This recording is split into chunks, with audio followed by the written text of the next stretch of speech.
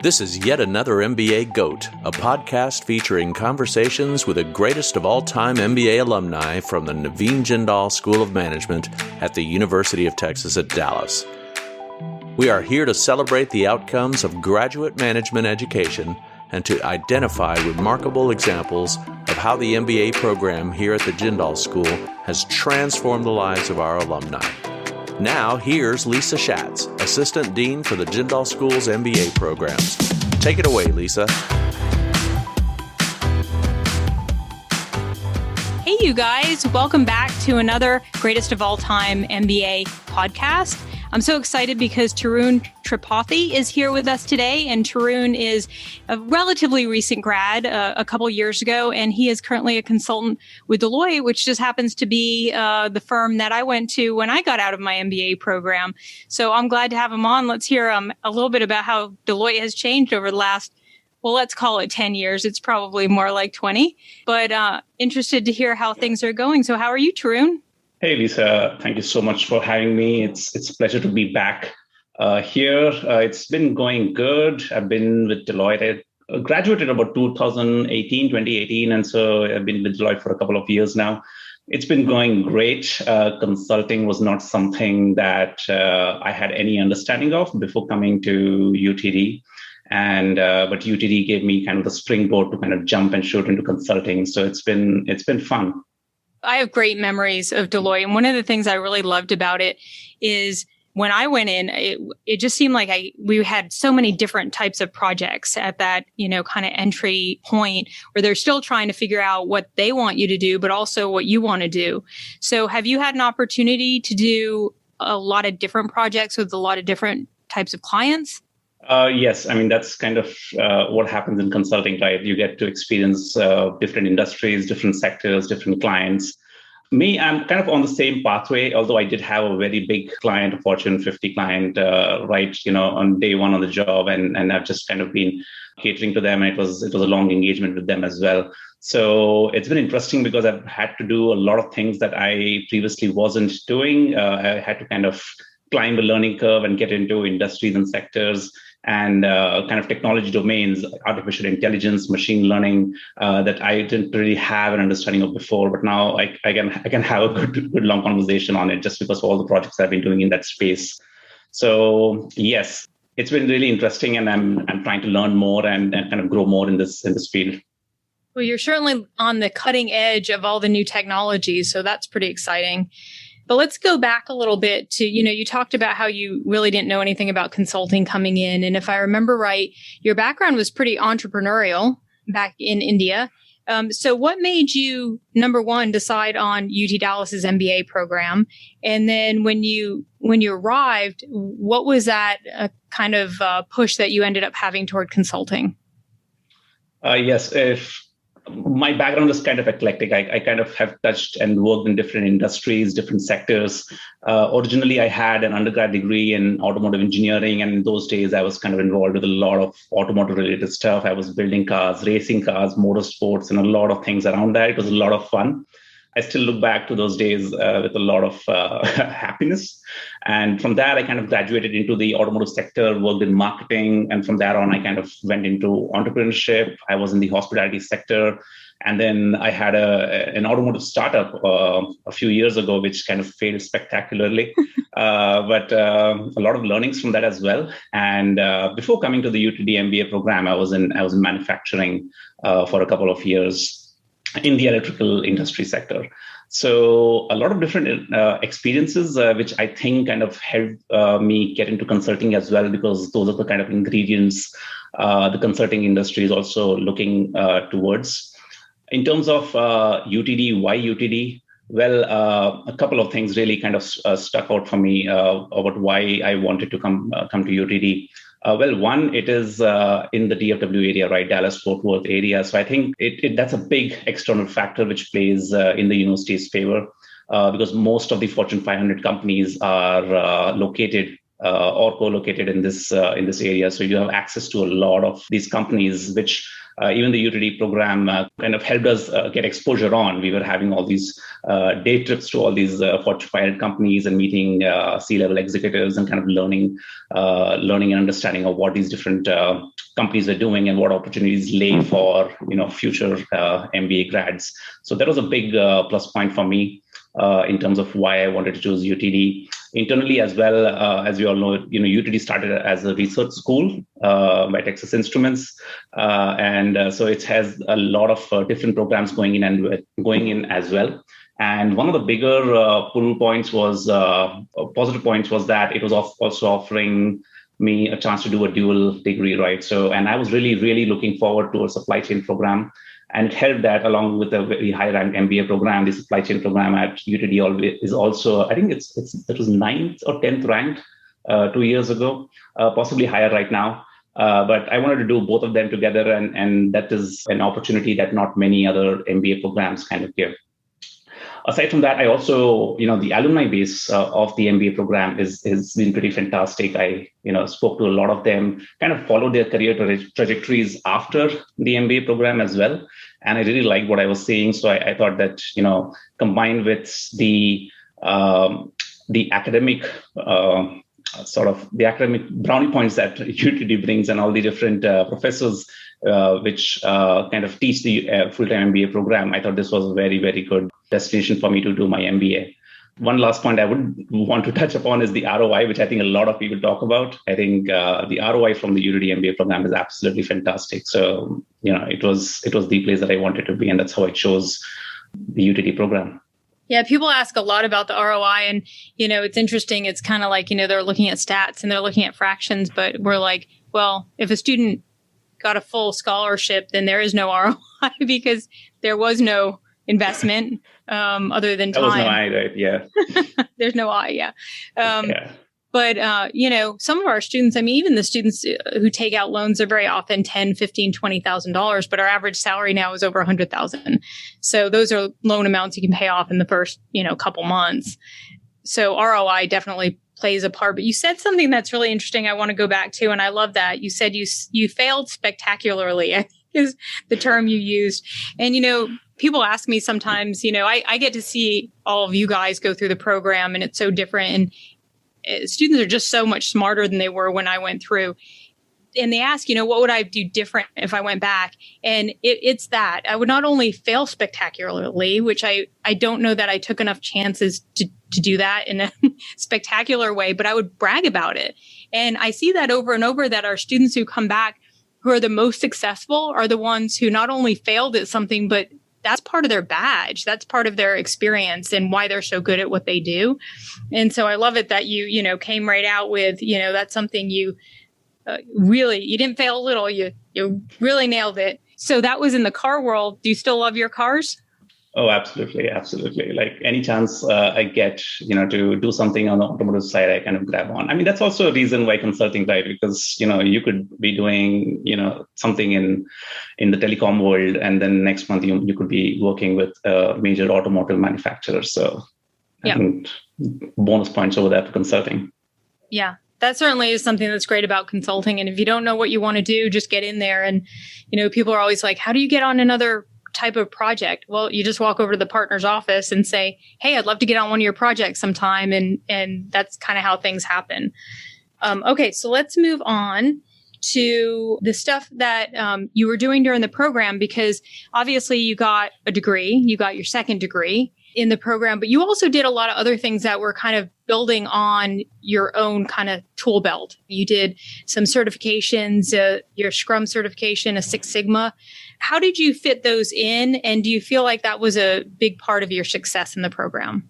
Yeah. So as I was going through the program, I was kind of doing both the programs side by side, the MBA and the MS in supply chain management. And I kind of tried to do it in the same 16-month, 1.5-year time period. So it was kind of a crunch period. I wasn't really sleeping in those 16, 18 months, to be honest. But so I was kind of exploring. I did not really have too much of an understanding about the agile management process, the agile development process. So I thought exploring that because that's something that a lot of companies were kind of applying in their own processes and their own organizations. I thought kind of learning in that sphere and kind of touching base with people who are operating in that world would be very helpful. So that's why kind of the Scrum training and came in. So and I got to do it with one of the best Scrum trainers as well, who was kind of giving a session from Toyota. So that was one of the best places that I could learn from, and I kind of capitalized on that opportunity. I also went ahead and did some Lean Six Sigma training. That's something that had already been kind of engaged with in my prior career when I was in manufacturing. So I thought that it was going to just add to my kind of build up my personal profile and kind of hone in and solidify some of the bases that I wanted to cover. So I think, that's kind of what I was kind of up to throughout the program, which was helping me out. Case competitions as well, or something in the supply chain domain, in the MBA domain that I was kind of targeting to just get more exposure and more learning. So it was a learning curve, those 16 months. So it was steep. And, opportunities were available, no matter which side you looked. So it was all about you kind of being proactive about getting up and kind of grabbing onto those instead of, just spending time, just looking at them. So it was just reach out, grab onto those and you're going to benefit from them when you graduate. So that's what I kind of did in those 16 months. Yeah. Yeah, I always tell students you get out of it what you put into it. And you were really, just taking every opportunity for those things. But surely in 16 months, which actually with your extra semester ended up being 21 months, surely you had time for fun in there. So what is something that you remember, just a fond memory or something funny or something that you did with your cohort that was just fun? I wouldn't point to any one incident. I think it was just a lot, actually. Starting from lead camp, when we did, on the first or second day, we have the entire groups which kind of go out into Dallas and do a lot of fun activities. And we have a lot of competitions around that. I remember we made a video, a crazy video of the group. And I still have that on my phone and I watch it from time to time. It just puts a smile on my face because you're meeting all these new people from different backgrounds and different diverse thoughts, experiences, and just getting to know them and learning from them becomes a big asset in the MBA program. And, as our cohort is, right, has always been, a very kind of a small kind of 50, 55 people cohort, right? Very intimate size where you get to know everybody's background, and you have opportunity to learn from everyone. So I think those experiences really helped me during the program. And, those are things that I fondly remember. People had marriages. I was attending, I think 3 of our cohort students got married in that time, and I was able to attend a couple of their weddings, and that was a lot of fun. I think the best experience, if I were to choose one, would be the trip we took to Chicago for the MBA conferences. Mm-hmm. I think that was a lot of fun, outside the classroom. And then, of course, there's a lot of social events that, everybody keeps organizing, right? Every weekend there is a get together or a party, or just a study group turns into like a party time. So all those memories kind of keep coming back to me whenever I think back to my UTD days. So it was a lot of fun. I've got to get you guys to come in and talk to the class when we're talking about the conferences, because multiple people, when I've asked them, what's something fun that you remember in the program, it's the MBA conferences, which you would not think. I mean, I know the students are generally going, and they're going because they, want the exposure to companies, and it's a great opportunity. But when I talk to alumni about it, they're like, that was so fun. And I'm not sure the students are really, when they're signing up, thinking that that's going to be as much fun as it is. Yeah, people don't realize how valuable that experience can be. And I know at UTD, we do these conferences every year. So both the first and second year students get a chance to kind of go to these conferences. I think it's a very good learning experience. I still have a photo of a group of us that we took that's outside, that's hung on my wall at in my house.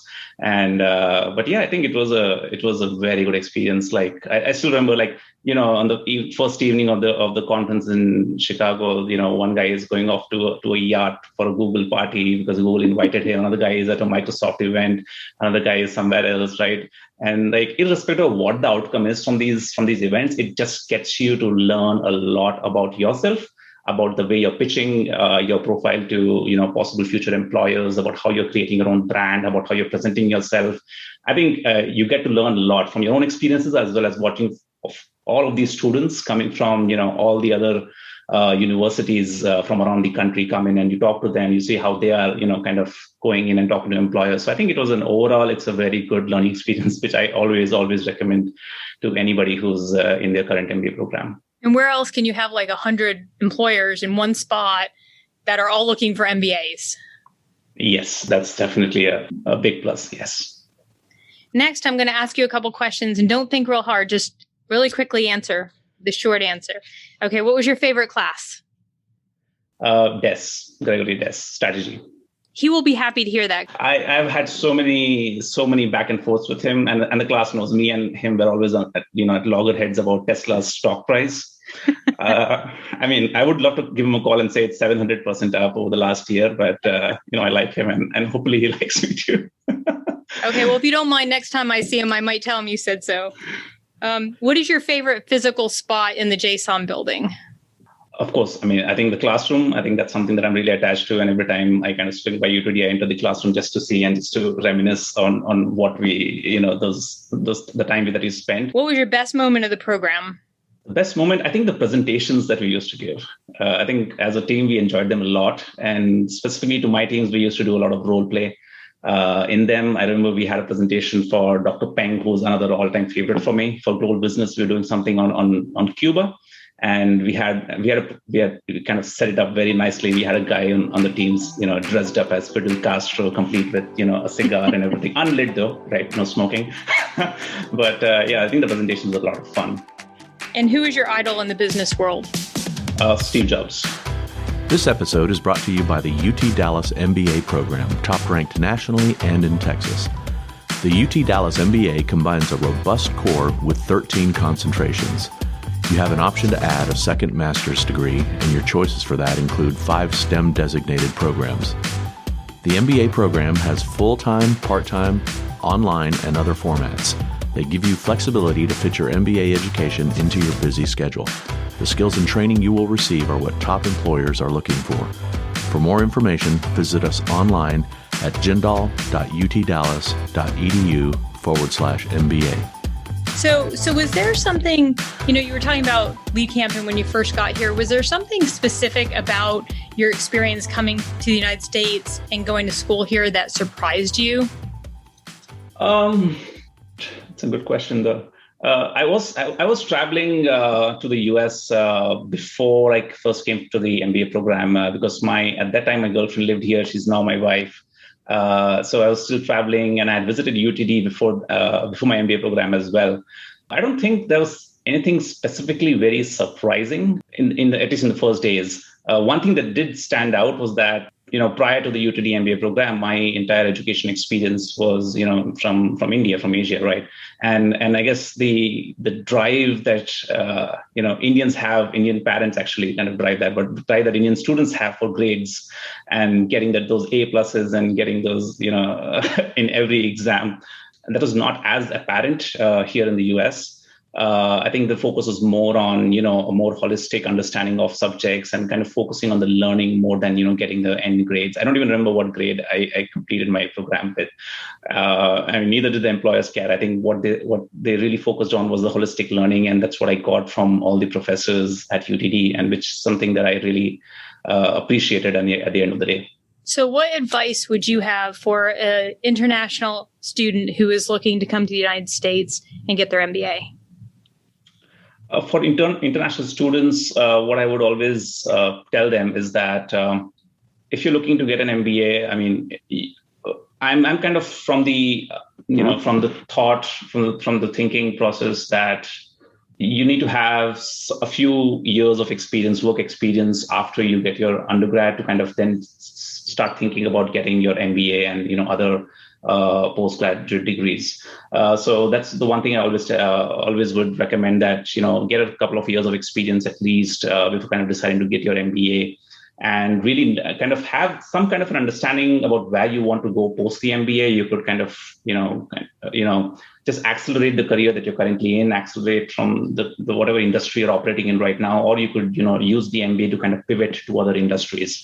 I know a lot of, my own classmates who came in and, including me, like we were not very clear. We had an idea of where we wanted to go with the MBA, but we were not very, very sure. And I think that was the right approach to take, just because when you come in, you get to learn a lot of different things inside the classroom in terms of the subjects you're taking and the courses that you're taking, but you also get to learn a lot of things outside the classroom. Right, specific to the UTD MBA, like going to all those different company headquarters downtown was a big, was a very differentiating experience for me, because I was like, okay, this is how the advertising industry goes. Okay, this is how the financial domain works, right?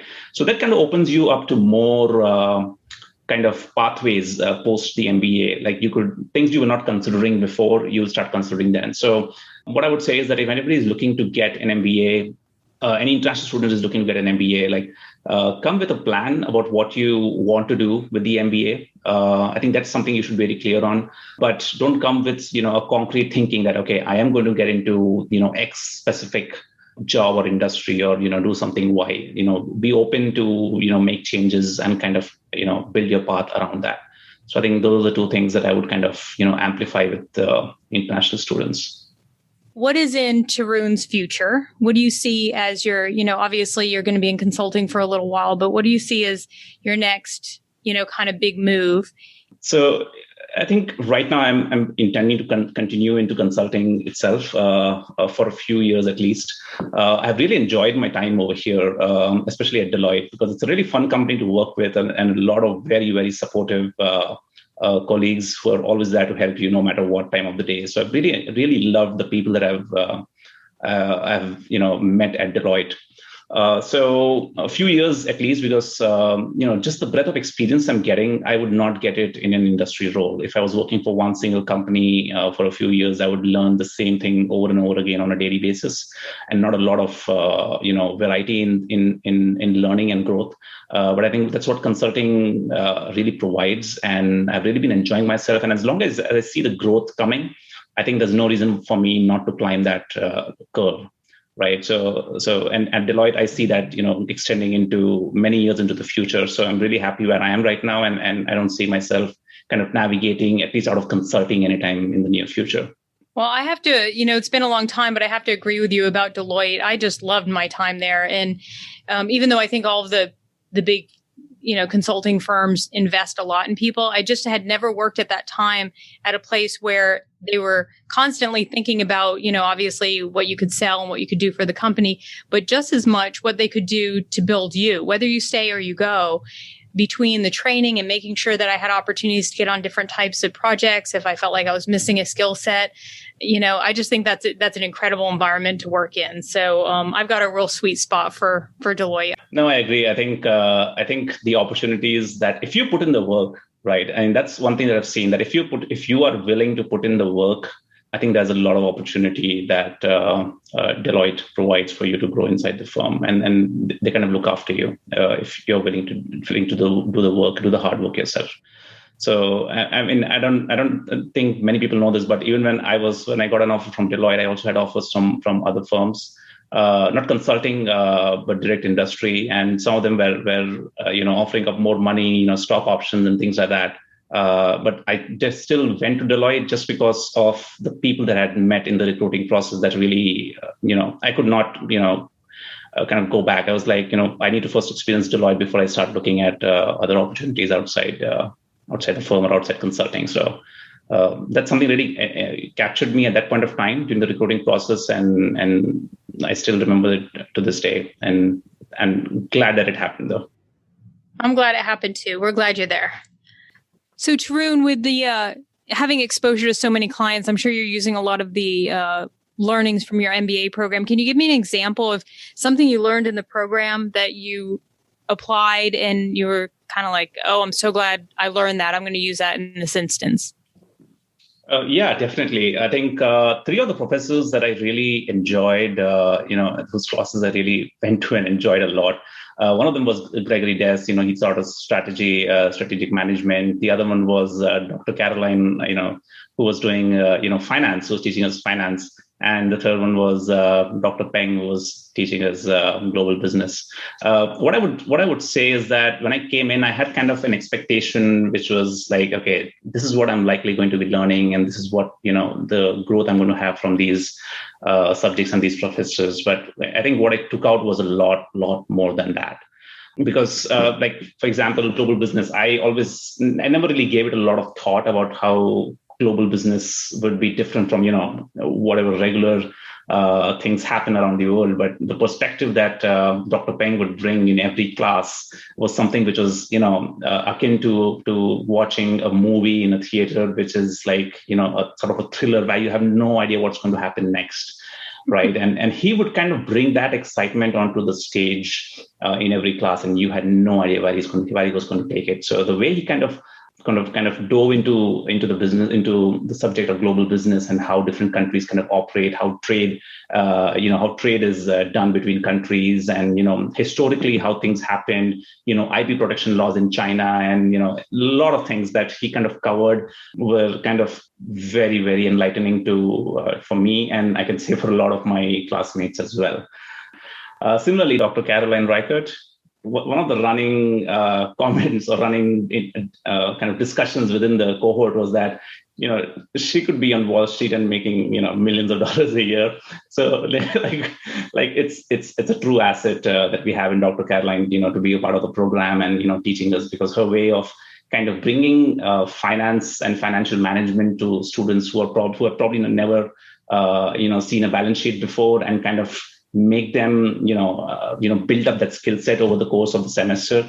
Difficult class, hard class, but she had a way to really make you start exploring the subject on your own and try to learn a lot around how finance is conducted in these different Fortune 500 companies. So that was another major highlight for me during the program, Dr. Caroline's class.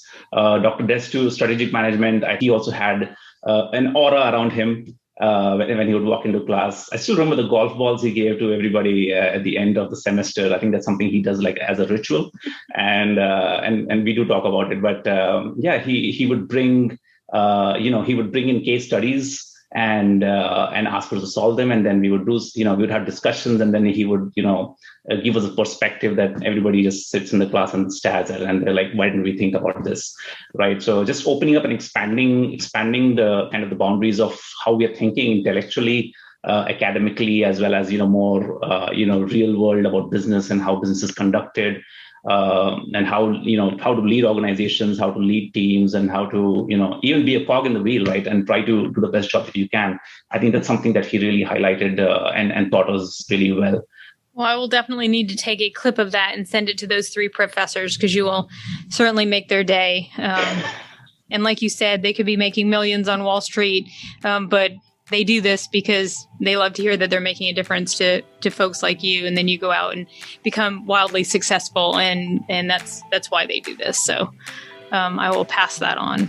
Well, thank you so much, Tarun, for coming and chatting with me. We've seen each other so many times since you've graduated, but I don't know that we've really had a chance to sit and chat in this way. So it's good to catch up and hear everything that you're doing at Deloitte, and tell all my old Deloitte folks I say hi. Will do, Lisa. Thank you so much for having me. It's been a pleasure. Thank you so much. We are so glad you could join us today and hear about the journey of yet another MBA GOAT. For me, my MBA was truly transitional, as it is for so many of our students. If you're wondering where an MBA can take you, reach out to us and let's talk about you.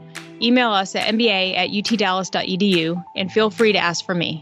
Thanks for listening to this episode of yet another MBA GOAT podcast. Join us online at MBAGoat.com to find episode notes, links, and more. Be sure to subscribe to yet another MBA GOAT podcast on Apple Podcasts or your favorite podcasting app. If you like what you hear, please leave us a 5-star review. That will help spread the word about the podcast and the Jindal School's MBA programs. To learn more about the Jindal School's MBA programs, go to jindal.utdallas.edu/MBA.